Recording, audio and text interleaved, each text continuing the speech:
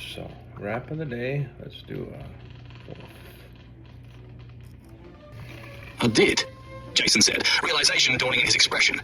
I've set them free, so maybe they're clear of the territory's influence now, but maybe not. There was a cluster of 4 territories before she unified them, meaning 4 territories worth of elemental messengers. They're amongst us now, so the idea of someone flipping a switch and turning them into enemies is a problem. I've been thinking only Gabriel and Amos left exposed territories, but there's a third. Jason cast his eyes over the map. Miriam, what you just described makes the Councilwoman's territory cluster as much or more of a priority than the others. Yet the plan you laid out doesn't involve taking that territory in the first stage. We don't have the forces, Miriam said. It's the most distant and the most isolated of the 4 territories. Until the gold rankers going the long way rejoin the silvers we portal ahead, we would have to spread ourselves too thin. In the meantime, I recommend reserving your ability to shuttle gold rankers through your soul space. If that zone is targeted before we are ready, we can respond accordingly. The elemental messengers aren't the only ones of concern in this plan, Charlie pointed out. Attention moved back to the messenger at Jason's right hand. She hesitated for just a moment under a table of unfriendly looks. The territory clusters unified by Lord Pensanata and Gabriel Ramor, she continued. Each have messengers outnumbering the elemental ones, and these are the territories we'll be portaling the silver rank teams into first. The messengers in both places have just woken up. Now that Jason controls those territory clusters, the messengers won't know who they are, where they are, or what's happening to them.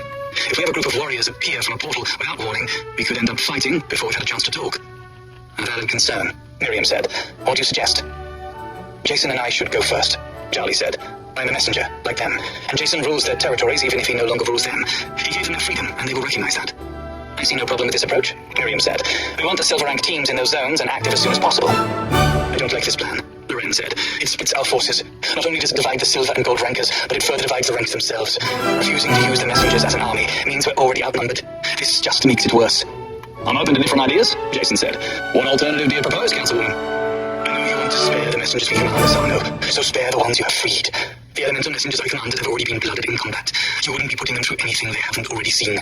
Your arguments against their numbers being unwieldy is true, but your portal tricks could solve many of the problems of deploying such a large force. We've been over this, Councilwoman, Jason said, the tone of his voice a warning. As I've said before, Miriam said, my perspective in devising this approach is based in practicality, not ethics. Like it or not, Operations Commander, using the messengers may well prove unavoidable in the long run. There may be no other way. But from a tactical perspective, I would prefer to keep our forces agile at this stage. Lord Geller showed us the distances we have to cover, and portaling that many people isn't practical. We could use the Operation Commander's soul realm to do it, but that would leave us without the ability to rapidly deploy our gold rankers.